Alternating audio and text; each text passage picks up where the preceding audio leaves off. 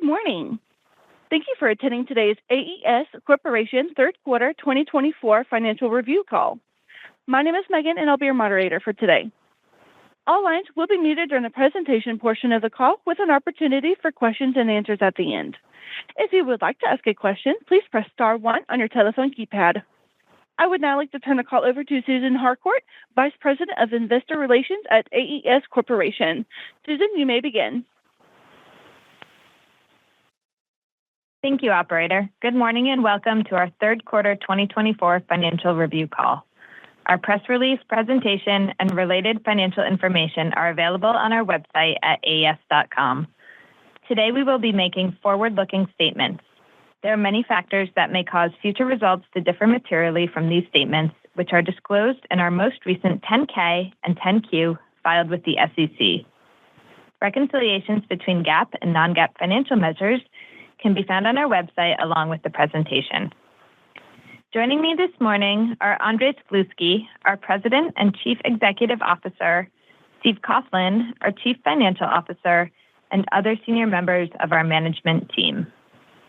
With that, I will turn the call over to Andres. Good morning, everyone, and thank you for joining our third quarter 2024 financial review call. We are pleased with our performance this year, and today I will discuss our third quarter results, the robust growth we are seeing at our renewables and U.S. utility businesses, and our progress towards our asset sales target. Beginning on slide 3 with our third quarter results, which were generally in line with our expectations. Adjusted EBITDA with tax attributes was about $1.2 billion. Adjusted EBITDA was $692 million, and adjusted EPS was 71 cents. We're on track to meet our 2024 financial objectives, including our expectation to be in the top half of our ranges for adjusted EBITDA with tax attributes and adjusted EPS. At the same time, we now expect adjusted EBITDA to be towards the low end of the guidance range for the year, primarily due to the one-time impact of extreme weather in Colombia and the lower margins in the energy infrastructure SBU. We are reaffirming our expected growth rates through 2027. Steve Coughlin, our CFO, will provide more detail on our financial performance and outlook. I'm also very pleased to report that since our last call in August, we have signed or been awarded 2.2 gigawatts of new contracts. This includes both long-term renewables PPAs and new data center load growth at our U.S. utilities. Turning to our renewables business on slide 4. Since our Q2 financial review call, we have added 1.3 gigawatts of new PPAs to our backlog, bringing our year-to-date total to 3.5 gigawatts, more than 70% of which is with corporate customers. As a reminder, last year we set a target of signing 14 to 17 gigawatts of new PPAs from 2023 to 2025. And with 9.1 gigawatts signed or awarded since the beginning of last year, we're currently well on track to meet this objective. Since setting that goal, we also materially increased our project return targets, and we are focused on prioritizing the most profitable PPAs. Moving to slide 5 and our construction progress. Since our second quarter call in August, we have completed construction of an additional 1.2 gigawatts of new projects, bringing our year-to-date total to 2.8 gigawatts, which represents nearly 80% of the 3.6 gigawatts we expect to complete this year. On-time execution is one of our competitive advantages, and we believe we have the best supply chain management in the industry. In the U.S., we have 100% of our solar panels on site for those projects coming online this year, and 84% in country for next year. For 2026, we have 100% of our solar panels either in country or contracted to be domestically manufactured, providing protection against potential changes in tariff policy. We have also been a first mover in securing domestically manufactured battery modules and cells. We expect our first battery energy storage project with domestic content to come online in the first half of 2026. Additionally, we have established a robust supply chain for wind through our strategic suppliers with domestic manufacturing. Regarding long lead time equipment, such as transformers and high voltage breakers, we have secured all of the supply for our backlog through 2027. Turning to slide 6, we are very well positioned as a leading provider of renewable energy to data center companies, particularly in the U.S., and to large mining companies outside the U.S. These customers want to work with AES due to our track record of providing customized solutions that best serve their specific needs and delivering our projects on time and on budget. With the U.S. elections only a few days away, I have great confidence in the resilience of our business plan, regardless of the outcomes of the presidential and congressional elections. While we do not believe the elimination of the investment tax credit or production tax credit is likely, even in an extreme scenario, we're uniquely well positioned due to the following. First, regardless of federal policies, our corporate customers have a massive need for new power that can only be met by renewables over the next decade. McKinsey estimates that in the U.S., data centers alone could require an additional 450 terawatt hours through the end of the decade, which is equivalent to more than the annual electricity consumption of France. With these market dynamics, we will continue to sign high-return renewables PPAs with our core customers. Second, should there be any changes to U.S. tariff policy, we have a resilient supply chain with a large majority of our project components manufactured domestically by 2026. Finally, our strategy of procuring our equipment at the time of the PPA signing provides clear safe harboring protections from potential changes in policy. Now turning to slide 7. Over the last 12 months, we have embarked on the most ambitious investment program in the history of our U.S. utilities, which will improve reliability and quality of service for our customers while maintaining some of the lowest rates in both states. AES Indiana and AES Ohio are now 2 of the fastest growing U.S. utilities, with projected double-digit rate-based growth through 2027, based on necessary investments for our customers. As you may recall, in the third quarter of last year, we received commission approval for a new regulatory structure for AES Ohio, providing for timely recovery of the majority of these investments. Similarly, earlier last year, we received commission approval for new rates at AES Indiana, our first rate case in 7 years.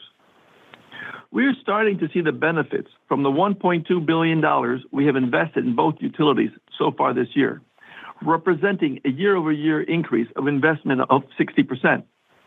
Excluding the one-time settlement benefit recognized in 2023, year-to-date EBITDA is up 25%. Turning to slide 8, we're also seeing additional investment opportunities from data center growth in our service areas above and beyond our existing rate-based projections. Our utilities have many natural advantages that are attractive to large technology companies, such as proximity to fiber networks and the presence of ample land and water. We have worked to proactively identify sites that are well-positioned to support new data centers, capitalizing on our deep relationships with technology companies. At AES Indiana, we expect to have specific data center deals to announce in the coming months, as we've been in active negotiations with several parties. We recently launched an RFP for 3 gigawatts of new generation to support accelerating demand growth. From a regulatory perspective, we will use the results of this RFP to help inform our IRP submission next year. At AES Ohio, we have now signed agreements for new data center load growth of 2.1 gigawatts, including an incremental 900 megawatts, on top of the 1.2 gigawatts we already announced on our last call. On our fourth quarter call in February, we will provide a comprehensive update on how these agreements impact our long-term investment plan and rate-based growth. Today, we can indicate that just what we've signed to date provides a nearly 30% increase in investment through the end of the decade over our current plan. Turning to slide 9. In September, we announced a plan to sell down 30% of AES Ohio to CDPQ, our longtime partner in AES Indiana. This transaction builds upon our strong relationship with CDPQ and allows for common ownership across our U.S. utilities. This partnership will support growth at AES Ohio, with CDPQ as a funding partner for increasing investments to support reliability and economic development. Finally, as you may have seen in our release, we are pleased to report that we have now closed the sale of our equity interest in AES Brazil. We are proud of the work our people have done in Brazil to expand beyond the 2.7 gigawatt hydro portfolio by adding 2.5 gigawatts of operating wind and solar, creating one of the largest renewable businesses in the country. With these two transactions, we have now signed or closed agreements for more than 3/4 of our $3.5 billion asset sale proceeds target through 2027. We have also further simplified our portfolio and eliminated Brazilian weather, interest rate, and currency risks. With that, I would now like to turn the call over to our CFO, Steve Coughlin. Thank you, Andrés, and good morning, everyone. Today, I will discuss our third quarter results and our 2024 guidance and parent capital allocation. Turning to slide 11, adjusted EBITDA with tax attributes was approximately $1.2 billion in the third quarter versus $1 billion a year ago. Although we realized $458 million of additional tax value year over year, renewables EBITDA was down $68 million, driven mostly by record-breaking drought conditions in South America. In addition, our energy infrastructure SBU was down $221 million, largely due to expected items, which I'll cover in more detail on a later slide. Turning to slide 12. Adjusted EPS for the quarter was 71 cents versus 60 cents last year. Drivers were similar to those of adjusted EBITDA with tax attributes, but partially offset by higher parent interest due to growth investments, as well as a higher adjusted tax rate. I'll cover the performance of our SBUs or strategic business units on the next 4 slides. Beginning with our renewables SBU on slide 13, higher EBITDA with tax attributes was driven primarily by significant growth from new projects in the U.S., where we've added 3.3 gigawatts since Q3 2023, but was partially offset by significant declines at our Colombia and Brazil businesses. This year, we've experienced unprecedented weather volatility and a record-breaking drought in South America, driven by El Niño conditions. In June, a historic flooding event took out our 1 gigawatt Chivor facility in Colombia for nearly 2 months, followed by an extreme drought across the entire country. Also, you may recall that the third quarter of 2023 was extremely positive as we had better hydrology at our Chivor facility than the rest of the country, while spot prices were very high, yielding significant margins. As a result, Colombia is down $92 million versus the third quarter of last year and over $130 million year-to-date versus last year. In Brazil, the record drought and extremely low wind resource this year have also negatively impacted renewables in Q3 and year-to-date. While 2024 has been a difficult year due to the events in South America, we expect our renewables segment will grow significantly in 2025. Emerging La Niña conditions in the Pacific are expected to return the region to much better hydrology, while in the U.S., by the end of this year, we will have brought online a total of nearly 2 gigawatts of new capacity, which will drive a large increase in our renewables segment EBITDA in 2025. Now, turning to slide 14, lower adjusted PTC at our utilities SBU was mostly driven by the prior year recovery of $39 million of purchase power costs at AES Ohio, included as part of the ESP4 settlement, as well as higher interest expense from new borrowings. This was offset by returns on new rate-based investment in the U.S., as well as new rates implemented in Indiana in May. Adjusting for the one-time settlement last year, utilities adjusted PTC grew by 18% in the third quarter over prior year. Lower year-over-year Q3 EBITDA at our energy infrastructure SBU was primarily driven by nearly $200 million of expected declines at our Warrior Run and Southland legacy businesses and the impact of several sell downs, all of which were baked into our guidance. At Warrior Run, we recognized revenues from the accelerated monetization of the PPA beginning last year and ending in the second quarter of this year. Our legacy Southland assets benefited from energy margins earned in the prior year, which are no longer an opportunity in 2024 under the new extension monetization structure. In addition to these known drivers, we experienced lower margins at our new Southland combined cycle assets in the U.S. due to much milder weather, as well as extended outages at our TEG and TEP thermal plants in Mexico. Finally, higher EBITDA at our New Energy Technologies SBU reflects continued high growth and margin increases at Fluence. Now turning to our expectations on slide 17. We are reaffirming our 2024 adjusted EBITDA with tax attributes guidance of $3.6 to $4 billion and adjusted EPS guidance of $1.87 to $1.97, and continue to expect to be in the top half of both ranges, driven in part by the success we've had securing higher tax value on our new projects. Our renewables team expects to capture over $200 million in tax value upside this year, which reduces our growth capital needs. EBITDA from renewables will be favorable in the fourth quarter from revenues earned on our new PPAs, although we expect lower tax attributes in the fourth quarter as a result of the more balanced timing of renewable commissionings throughout the year. We also expect further growth in our U.S. utilities in Q4 as we continue to realize returns from our investment program. This will be offset by the negative impact from the prior year monetization of the Warrior Run PPA, as well as incremental impact from asset sales, including AES Brazil. Drivers of adjusted EPS will be similar, along with higher interest expense from growth capital, but benefiting from a lower adjusted tax rate. As a result of our efforts to spread renewables construction more evenly throughout the year, we've achieved more than 80% of our adjusted EPS guidance year to date, providing greater certainty around our 2024 financial objectives.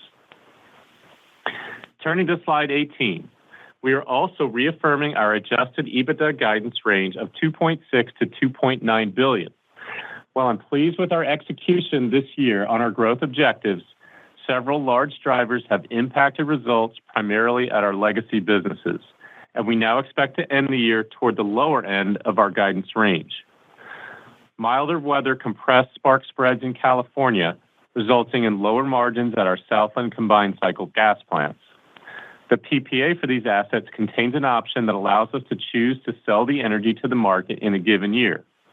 We previously chose to execute this option for 2024 and were therefore impacted by declining spark spreads that occurred later in the year. In Mexico, the unplanned outages, which have now been resolved, further impacted our results in the second and third quarter. In Colombia, the combination of the Q2 flood-related outage at Chivor and year-long record drought have negatively impacted us versus our guidance. Finally, inverter failures at several of our solar sites impacted availability versus our plan. These inverters were under warranty and are being remediated by the manufacturers. Despite the confluence of these one-time negative impacts, growth in U.S. renewables remains very strong, and our U.S. utilities have outperformed. We expect to continue this momentum and substantially increase EBITDA at both our renewables and utilities businesses in 2025. Now to our 2024 parent capital allocation plan on slide 19. Sources reflect approximately $2.7 billion of total discretionary cash, including $1.1 billion of parent free cash flow, $950 million of hybrid debt that we issued in May, and $650 million of proceeds from asset sales. Sale proceeds will be slightly lower than expected in 2024 due to timing, but we are well ahead of our $3.5 billion long-term target through 2027. On the right-hand side, you can see our planned use of capital. We will return approximately $500 million to shareholders this year, reflecting the previously announced 4% dividend increase. We also plan to invest $2.2 to $2.3 billion in new growth. In summary, we've continued to execute in the year to date and are well positioned for a strong finish to 2024. Our substantial renewables commissionings thus far give us greater line of sight toward achieving our earnings and cash targets, and our funding plan is largely complete. With $1.60 of adjusted EPS year to date, we have overachieved on our EPS growth with a clear path to landing at least in the upper half of our guidance range. As we look ahead to 2025, we see strong growth in our renewables and utility segments and continued execution of our decarbonization strategy in energy infrastructure. I look forward to providing additional detail around 2025 and beyond on our fourth quarter call. With that, I'll turn the call back over to Andrés. Thank you, Steve. Before opening up the call for Q&A, I would like to summarize the highlights from today's call. We continue to execute well on our strategic priorities, including robust growth at our renewables and U.S. utility businesses. With 9.1 gigawatts of new PPAs signed or awarded in 2023 and year-to-date 2024, we're well on our way towards achieving our goal of 14 to 17 gigawatts in 2023 through 2025. Regarding our construction program, we have added 2.8 gigawatts of new projects to our operating portfolio so far this year, and we're seeing the direct financial benefits in our adjusted EPS and adjusted EBITDA with tax attributes results. At our U.S. utilities, we have embarked on the most ambitious investment program in their history, while signing agreements for 2.1 gigawatts of data center load growth, and we expect more in the coming months. We're also executing well on our asset sale and transformation program, and we feel good about the remainder of 2024 and our long-term outlook, despite specific one-time weather-related events this year. Finally, I can confidently say that I believe no one is better positioned with large technology customers than AES. Energy market fundamentals and the strong demand we are seeing from our corporate customers give us great confidence in the resilience of our business plan, regardless of the outcomes of the upcoming U.S. elections. Operator, please open up the line for questions. Absolutely. If you would like to ask a question, please press star followed by 1 on your telephone keypad. If you would like to retract your question for any reason, please press star followed by 2. Again, to ask a question, please press star 1. As a reminder, if you're using a speakerphone, please remember to pick up your handset before asking your question. We will pause here briefly to allow questions to register. Our first question will go to the line of Nick Campanella with Barclays. Your line is now open, Nick. Hey, good morning. Thanks for taking my question. Good morning, Nick. I wanted to ask, good morning. So I wanted to just ask, the comments about supply chain, you seem well positioned through 2026 with panels, et cetera, but you continue to construct 3.5 gigs for this year. You kind of outlined this previous target at the Analyst Day of 14 gigs, into 2025. So, we're getting closer up to 25 now, and I just kind of wanted to check in and see, how you feel progressing towards that target, because it seems like it'll be a pretty good step up into 25 here. And is that still attainable? Thank you. Yeah, thanks for the question, Nick. I mean, we feel very strong about our supply chain management and construction program. We are the only large renewables developer, which really hasn't had to abandon any large PPAs over the last 3-4 years. So, what we've said, we have all the equipment we need this year.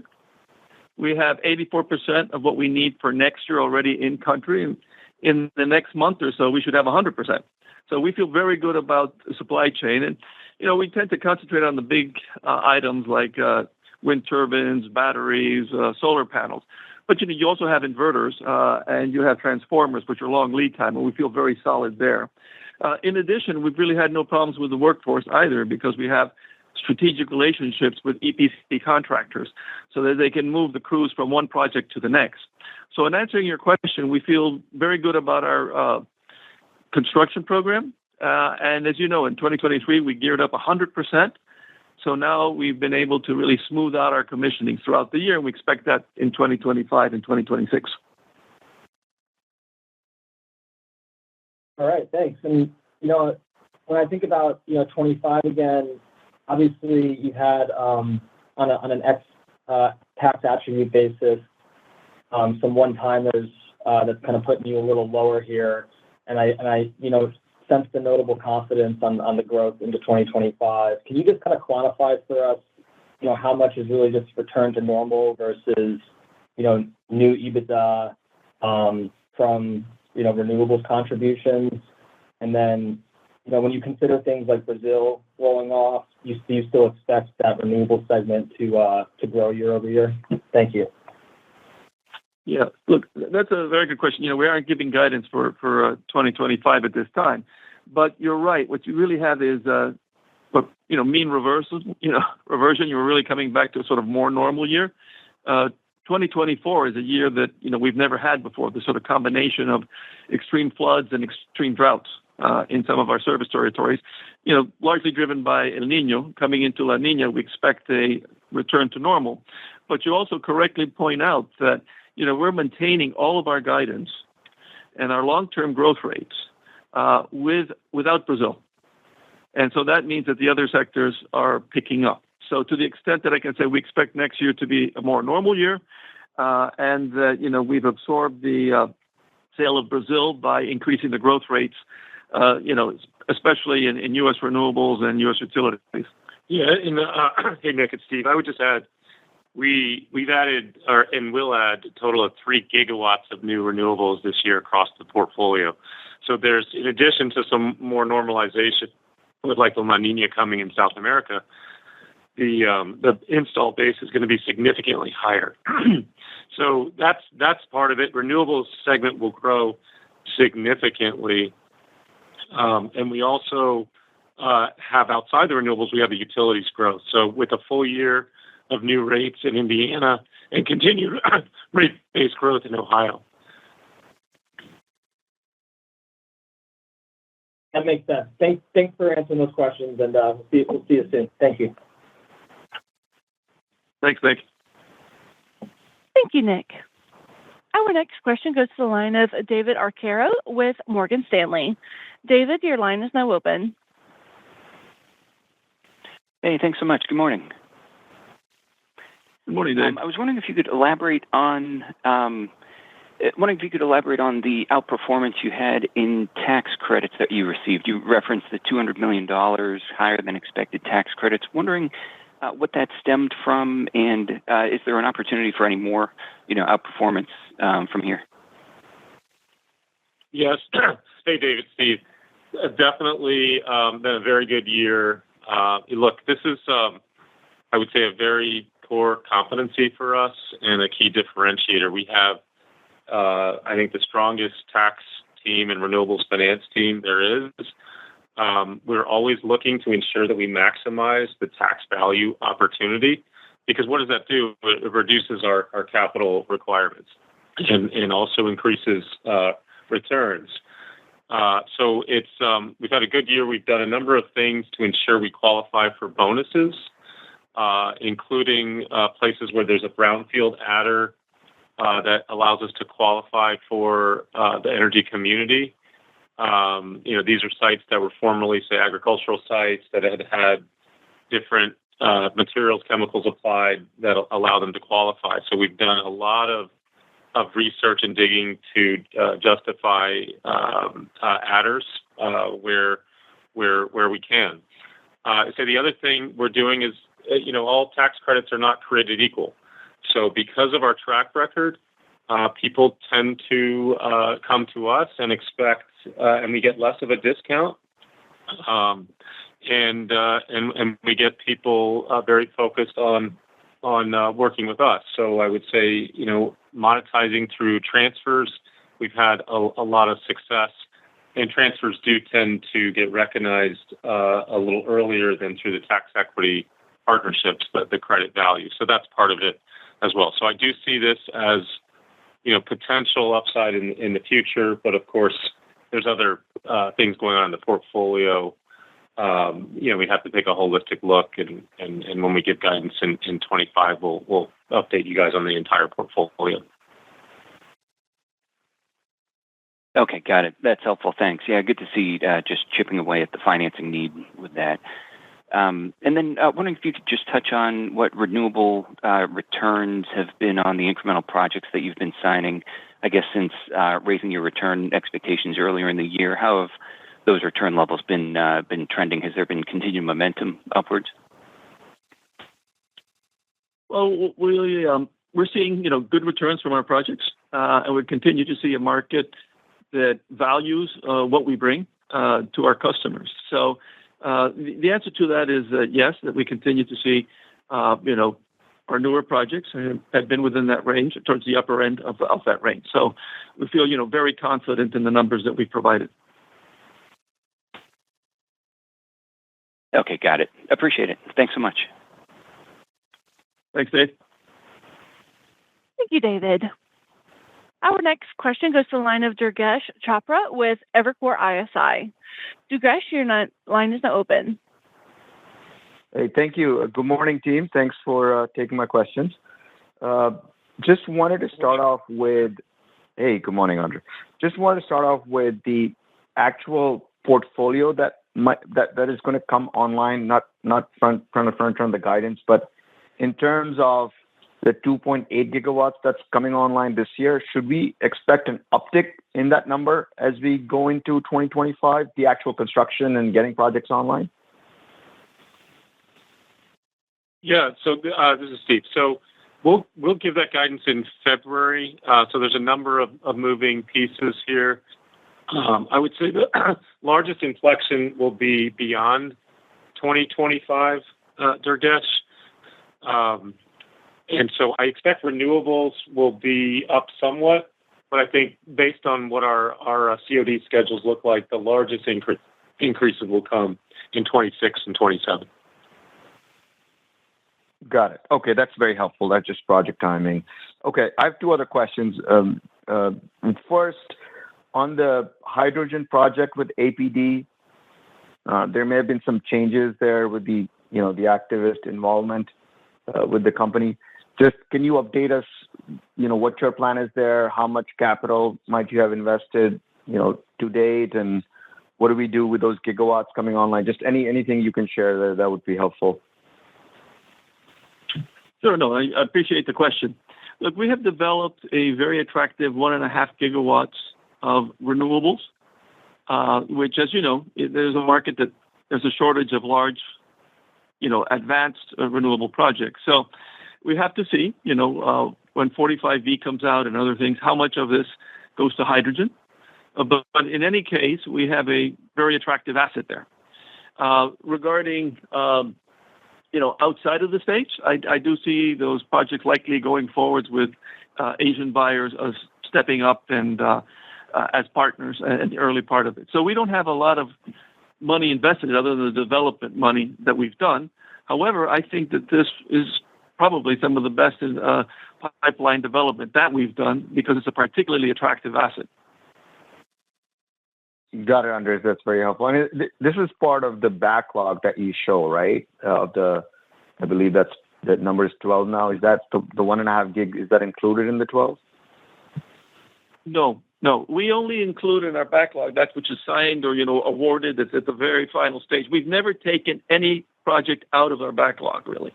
Nothing, but So we wouldn't include it until we have a signed PPA. Understood. Okay, very clear. And then one final question. Sorry for dragging for this long. Steve, just on Moody's basis, earlier in the year, we've had conversations on the methodology, potentially a methodology change at Moody's. Maybe just update us on where you stand on Moody's basis and the latest conversations you've had with the credit rating agency? Sure, Durgesh. So the dialogue continues. I do expect that they will publish an update before year end. I characterize the conversations as continuing to be very constructive. They do see that our credit quality has indeed improved since they gave us the initial upgrade a few years back. What's the reality here is that we've been really transforming the portfolio, exiting markets, exiting carbon-intensive assets, and rotating capital into long-duration U.S. dollar, high credit-worthy counterparties with no fuel exposure. So we have a very, very attractive profile. I think what they're working through, since Moody's looks at AES on a consolidated basis, as opposed to S&P and Fitch, which is at their parent recourse level only, they're looking at the project finance structures and how they take account of those. Project finance is amortizing. When we put debt on our projects, it amortizes over the life of the contract, so there's not an exposed levered tail there. So it's a low-risk structure. It's actually investment-grade rated debt at the project levels. So it's an attractive structure. It just hasn't fit within the well within the way they define their thresholds. So they're looking at that. They're also looking at how, given our high growth, we carry a fairly material amount of construction debt, and that's not yet yielding. And so they're looking at that in ways to recognize that there is cash flow pending that's very certain. And of course, this is non-recourse debt as well, that they're looking for adjustments along those lines as well. So I feel good about where we are, feel really good about the conversations, and I do expect they'll be sharing their view here before the end of the year. Yeah, I would add that if you think of the sort of the big picture, overall, we continue to improve our credit profile. So, we exited Brazil, which was a substantial amount of our FX, certainly a big part of our foreign interest rate exposure and weather-related exposures we learned this year.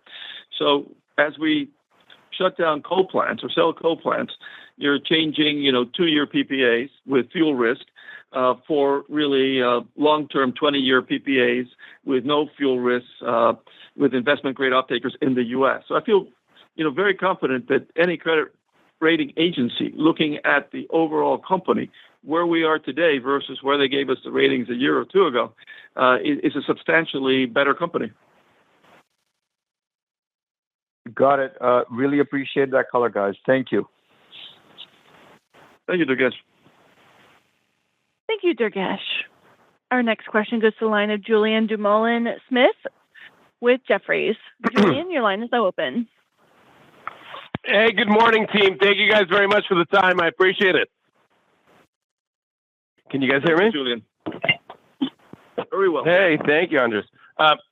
Excellent. Well, actually, since we're talking on the credit here, just to kick off on a nuance there, where do you see your metrics getting here? And then more specifically, do you anticipate needing to upsize the asset sales or accelerate the asset sale targets to kind of true up the balance sheet for any reason here? I get the Moody's methodology is in flux, but as you think about the asset sale piece of this, any observations to make on that front since we were focused on it a second ago? Yeah, no, certainly. So, the credit metrics remain strong at the parent level, and actually, things that we've been doing are quite credit accretive. So, some of the largest things we've done here now, just closing on Brazil. Brazil, while it was generating a significant amount of EBITDA in the renewables segment, was actually producing very, very little cash. The business is highly levered. And so the sale is actually very credit accretive. Similarly, with the Ohio sell down, when that closes next year, we're going to be paying down a tranche of debt that's due at the holdco over $400 million. So we see that as also credit accretive, and that we do in fact expect as a result of the transaction, Ohio will be able to start paying dividends at least a year sooner than it otherwise would have. So really feel good about the trajectory. I would expect at the end of this year, the parent level metrics will be in between 22 and 23%, which are, well above the threshold of 20 that we have. And so, Julian, I think the asset sale program, we've had a lot of success. Targeted 3.5. The universe is, in fact, bigger. So, we'll see what makes sense going into the future. But I see us, having a lot of runway here, and that the credit metric has actually, in fact, been supported by the asset sale program. I'd like to sort of also say that we've always exceeded our asset sale program targets. And I would also say, quite frankly, I think we have a very good record of selling assets at good value. And what we've always been doing is maximizing the value for our shareholders, and not just, doing asset sales to hit a certain, let's say, megawatt or generation composition target. No, fair enough, guys, and thank you for that. Let me pivot real quickly to Apalco here, right? We saw your peers to the north with NIPSCO, NiSource give a very robust update. You guys are talking about 3 gigawatts of procurement activity. I know you guys already had a teens trajectory articulated at the Analyst Day last year, but I suspect that number is potentially meaningfully higher, or potentially extends itself for meaningfully greater duration, given A, the 3 gigawatts, and B, the baseline of the rate base at Apalco here. If you can speak a little bit to what your expectations on what total portion that you can own, and how that impacts your financials here. Okay, so look, I mean, the rate case this year was settled early, and approved early. So we had a significant increase, over $70 million annual increase, and so that is driving a significant year over year. We'll have a full year of the new rates next year. And then, as Andres described in his comments, we're launched an RFP for a lot of new generation in the utility. It'll go into the integrated resource plan to be filed next year. And we're talking, I think we said in the last call, 3 gigawatts total. And that's increasing of data center load across the utilities, in addition to what we've already signed. So there's a, I would say what we guided to is double-digit rate-based growth across the utilities. It's going to be much higher than that. So we'll give more guidance in 25, Julian, but given what we're seeing, the utility investment is going to increase, the returns are going to increase, the rate base will increase. And that's also part of why we also sold down Ohio, because although we're selling down 30%, in fact, our net investment in the utilities is increasing. So this sell down is allowing us to improve credit, get to earlier distributions from the utility. It'll improve the credit quality in Ohio, and it helps fund a much bigger investment program than even we anticipated a year ago. And our net investment, even though we're at 70% ownership in both utilities, is going to be even higher.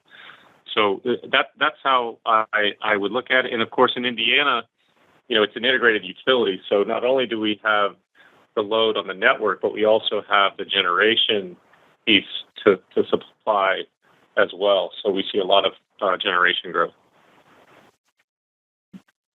Right. So even the medium-term rate-based growth CAGRs could potentially be heading higher, is what I'm hearing. But actually, you made allusion to one thing here, if I can just clarify. You'll be providing an updated outlook here on the fourth quarter, and I know that there's a lot of different things that are moving around in the plan. So as you guys have done historically, expect that kind of integrated update here on the 4Q? Roll forward from the Analyst Day? Yes, absolutely. Yes, we will update you on our long-term in February. Wonderful. Excellent, guys. Thank you for the time. Appreciate it. Thanks. Thanks, Julian. Thank you, Julian. Our next question goes to the line of Angie Storozynski with Seaport. Angie, your line is now open. Thank you for taking my question. So I just wanted to focus on the renewable power EBITDA. So the one without credits, so cash EBITDA, I would call it. So I'm looking at these results. I mean, you will be basically flat since 2022, and now it looks like 2025 is going to be also in like a 620, 630 range. So, I mean, I understand that there are one-off items that weigh on this year's EBITDA, which is going to be even lower than the number I just mentioned.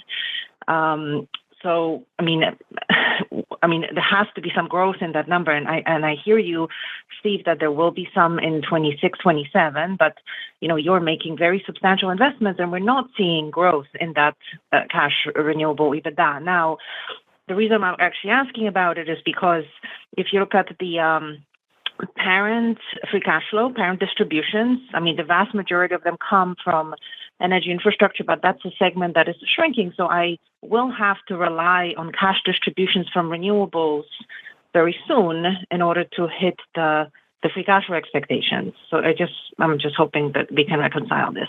Thanks. Yeah, first, we're not saying that, the renewable EBITDA will grow substantially in 2025. And what you have is, the fact that we're selling Brazil. That's 5 gigawatts. So, what you're having a little bit is apples and oranges here. So we're seeing the operating results from our renewables builds absolutely in where we think it should be. So it is, there's a number of things going on here, Angie, that, time will clarify. But I don't think that it's so you can say that, we're not getting the results from, the investments that we're making. It's just, moving. And then second, on the energy infrastructure, yes, I mean, we have a balanced portfolio. So, we tend to have, bad events in one spot offset by good events in the other. And this was a particular quarter where really a lot of things came together that normally don't come together. So, normally if you have dry conditions, you have more wind. This time we had both. But what we also had was sort of all the year's rain came in a very short period of time and damaged of 1 gigawatt hydro. So I think we really did have sort of one-time events, and I think you're drawing sort of longer-term conclusions from that. I'll pass it to Steve. Yeah, I would just say, Andy, the only reason we're down year over year is because of the record drought. The only material reason is because of the record drought, primarily Colombia and to a degree Brazil as well. So, those conditions are known to be changing, moving to La Nina. Obviously, Brazil's out of the portfolio. So Colombia, we do expect the returning to much more normal conditions next year.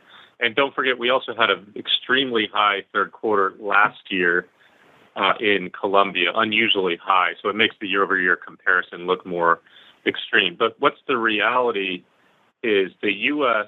growth is significant. And so this year and even higher into next year, more than overcoming the loss of Brazil from the renewables segment. So the renewables growth will be very material next year. So we get that we're not on track at this point with the guidance for, and if you were to straight line the guidance, but we're picking up substantially into next year and are reaffirming through 2027 that 19 to 21% growth rate. And that's largely driven by all of this U.S. growth, which is taking off. As I said, we have added a total of 3 gigawatts of renewables across the year since Q3 of last year. We also will ultimately move Chile into the renewables segment where it belongs as we execute on our coal exit. So the cash from this renewable segment will grow accordingly as well, and the EBITDA will be on track with that growth rate. Okay, so let me just push back. The latter, meaning the Chile, was supposed to be additive to the growth trajectory that you were showing at the Analyst Day. And now that we see the results, like year-over-year changes versus 23 results, we clearly point out that the second half of 23 had some, big one-time benefits, which you could not have counted on during your 23 Analyst Day, and yet you came below your expectations, even the low end on renewables EBITDA for 23. So again, I mean, I hear you that there is a growth in the U.S. portfolio which will benefit the EBITDA, but again, I mean, you had some big positives in the second half of 23, which you could not have expected when you were giving guidance on 23 on renewables, and yet you came below expectations on renewables in 23 now. So why should I have conviction that the same is not going to be true in future years? Well, we feel confident we're going to hit the long-range growth that we talked about. I mean, it has to do with, reaching critical mass on some of these things. And certainly we can have one-time, weather events. But I think the important thing is what returns are you actually seeing from the projects you're bringing online? What is the value of the PPAs you are signing? And as we move forward, it'll be easier to make apples and apples comparisons as we have the same portfolio year to year. Yeah.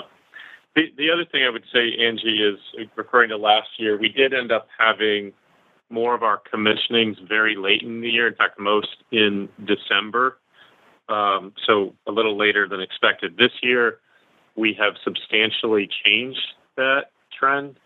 And so the renewable commissionings were much more evenly spread throughout the year. That's why we've already recognized $900 million of tax attributes already. So, I think that's another reason that program has become more mature and spread throughout the year that we're seeing a better result, and that 23 was lower. And just one other question. So I'm looking at your guidance here on the free cash flow for the parents for the year. It seems like you're expecting about $1.5 to $1.6 billion in distributions from subsidiary, and you are at about 880, I forget. So is this apples to apples, meaning that I am basically 50% of distributions, meaning that the fourth quarter will be this big catch-up on distributions? Yeah, but that's a normal trend. So we've been having that type of seasonality for a long time.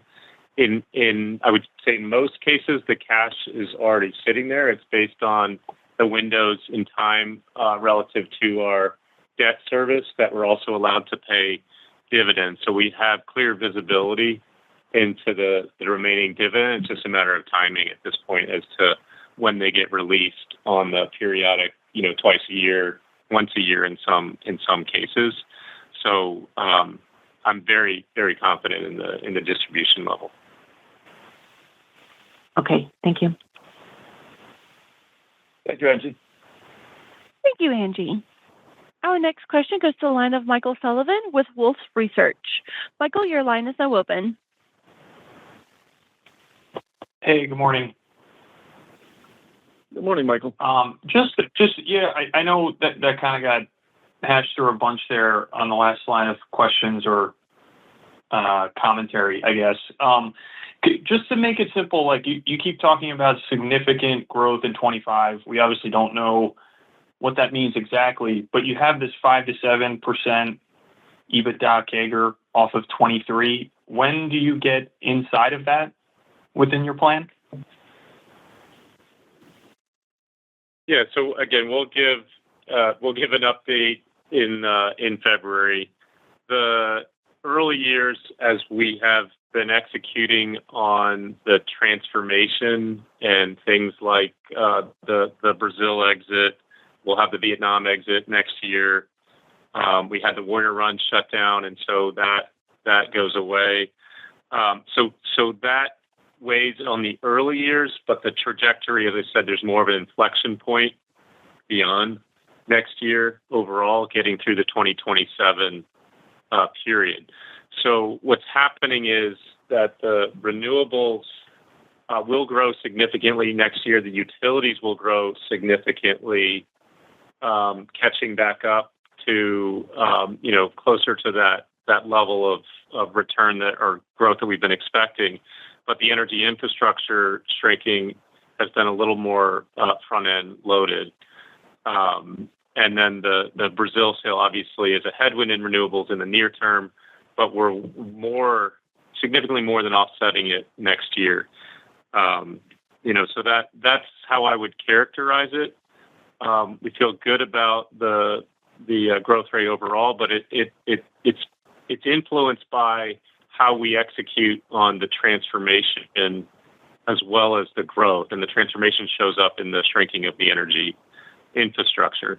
So that's how I would characterize it. And so we'll give more in February. But again, I feel really good about the renewables and the utilities. And then the energy infrastructure, we'll look at the choices we have around how fast to continue the transformation and discuss that in February. Okay, that's very helpful, Steve. And then I had two ones just on your resource additions. The first, just in terms of looking at new gas at the utility, will we see that in the RFP, or is that not until the IRP? And do you have a good handle on how much you could look to be doing in gas? And then on the non-utility side, you all have traditionally been pretty solar heavy, though I think you mentioned wind a few times just in terms of supply chain. But when I look at you and your peers, it doesn't seem like anyone's adding too much wind these days. So just curious what you're seeing on that front. Thank you. Yeah, on your first question, that would be really waiting for the IRP. So we certainly are looking at all options. So it will be likely a mix, of renewables and some thermal. Of course, batteries as well. Now, regarding the second question and wind, well, we had been building quite a lot of wind in Brazil, but a lot of the projects that we have, let's say, in our pipeline have a considerable amount of wind. So if you think of the what's been known as sort of the green hydrogen project in Texas, 1.5 giga, that's primarily wind. So we'll have more of a balance, let's say, in the U.S. between wind and solar in future years. Okay, great. Thank you very much. All right, thank you. Thank you, Michael. Our next question goes to the line of Ryan Levine with Citi. Ryan, your line is now open. Good morning, and thanks for taking my questions. What is the timeline for the $92 million? Hi. What is the timeline for the $92 million Columbia impact to return to historic norms? And what is the risk to achieving this ramp at this stage in the year? Yeah, so the conditions are already improving. The fourth quarter, in fact, I expect will be higher in Columbia than last year, Ryan. And all forecasts point to La Nina being highly probable over the next couple of months and lasting well into next year. So it's pretty much turning around now. Again, I expect the fourth quarter to be higher, and then throughout next year, I expect Columbia to be higher than this year overall. So Columbia has been, and it was $92 million in the quarter alone. It's $130 million down year to date over prior year. So that is the single largest driver here, and it shows up in the renewables segment. But the U.S. growth is doing a hard work to offset that and significantly overcomes it in the fourth quarter here and into next year. Yeah, I would add we had a 2-month outage. Yeah. So the truth is that outage was at the worst possible time. Yeah. Because if, we hadn't had the outage because we had a rain which was 25% higher than anything previously recorded, we could have used that water to very good results, subsequently in the drought. So being out for 2 months is, that's part of the recovery. Okay. So then by 2026, you should be back to a more normal performance, if I'm hearing correctly? 25, Ryan. So the conditions are already improving. We expect this quarter, fourth quarter, to be higher than last year. And next year, in 2025, we expect normal to better hydrology from the La Nina. Okay.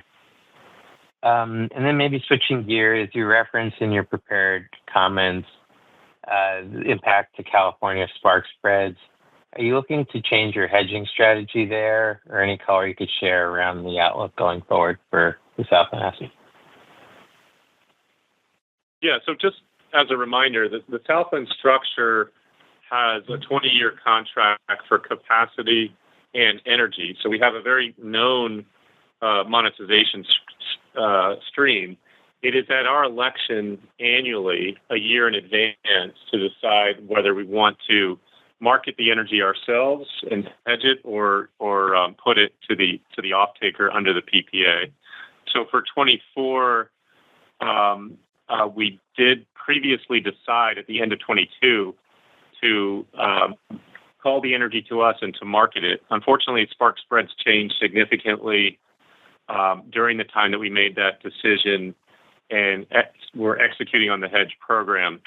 And so we had downside this year, but still relative to the put value, still a good decision.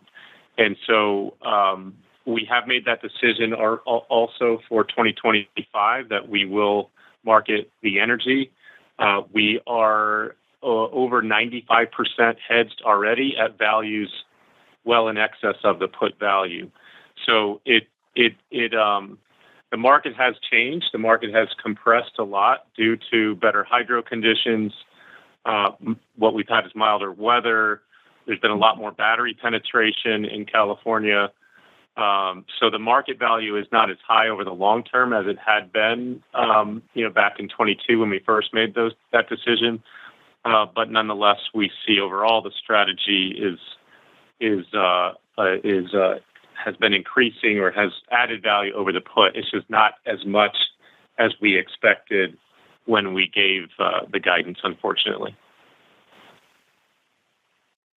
So then, as a follow-up, given that framework and your decisions for next year, is there any color around kind of direction and travel for that asset's performance for 25, given what you've already decided?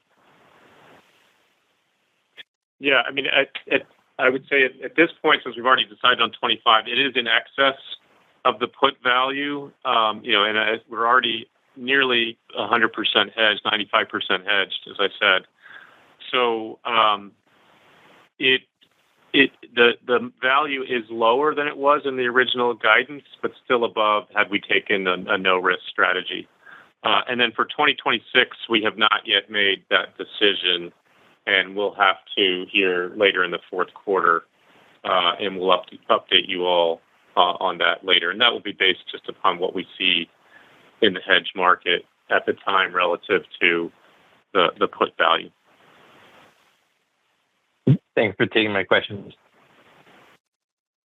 Thanks. Thank you, Ryan. Our next question goes to the line of Richard Sutherland with J.P. Morgan. Richard, your line is now open. Hey, thanks for the time. I know we've covered a lot of ground, so just one quick cleanup. You've talked at various points about the asset sale program and how you've thought about timing that and affecting that. It sounds like more to come on year-end around that, but just curious how you're thinking about monetizing the new energy technologies investments, and if that's something that should fall within the plan period. Any thoughts there? Thank you. When you think about the new energy technologies, look, what we've talked about is, through 2027. And, we approach these strategically. So what we've always said is that we will monetize these assets, when we feel it's appropriate. And when, we aren't sort of long-term venture capitalist investors. So, we'll monetize them at the right time when we don't think we're adding a lot of value. And we've already done some monetization and taken some money off the table. So it's been a very successful program. And I think there's a lot more value there than's being recognized by most of the sum of the parts. But, what I would say is that so long as we add a lot of value, we stay in. However, we'll continue to opportunistically, monetize. And, certainly, we're well ahead of our plan for 2027. But, as Steve mentioned, the universe is greater. So it would include some things from new energy technologies. Great. Thank you. Thank you.